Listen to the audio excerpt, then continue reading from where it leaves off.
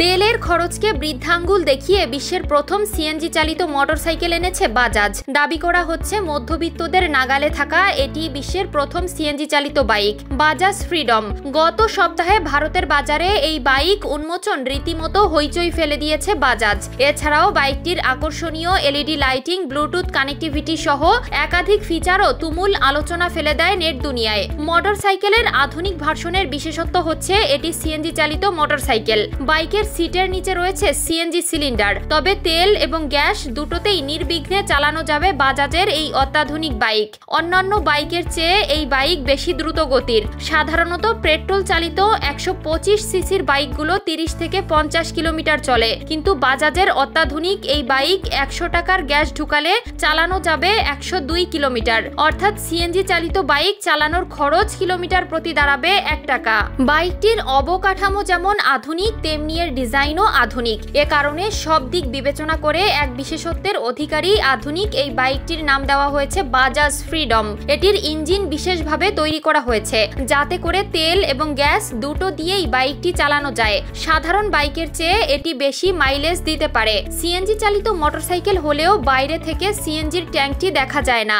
এটি বাইকে এমনভাবে স্থাপন করা হয়েছে যাতে বাইকের বাইরের সৌন্দর্যের উপর প্রভাব না পড়ে। ট্যাঙ্কটিকে স্থাপন করা হয়েছে চালকের সিটের ঠিক নিচে। তেলের ট্যাঙ্কির ডিজাইন যেমন সুন্দর, তেমনি খুব ভালোভাবে ব্যালেন্স করতে পারে।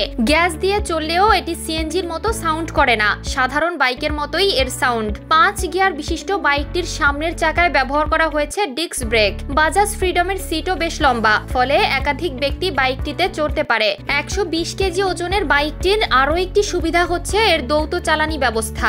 অকটেন বা পেট্রোলের পাশাপাশি এটি গ্যাস দিয়ে চলাচল করতে সক্ষম। একটি মাত্র সুইচ দিয়ে দ্বৈত চালানো ব্যবস্থাপনাকে নিয়ন্ত্রণ করা যায়, অর্থাৎ পেট্রোল থেকে গ্যাস এবং গ্যাস থেকে পেট্রোলে কনভার্ট করা যায়। এর দ্বৈত ব্যবস্থায় অনেক সুবিধা রয়েছে। এটি জ্বালানি শেষ হলে অন্য জ্বালানিতে কনভার্ট করতে পারে।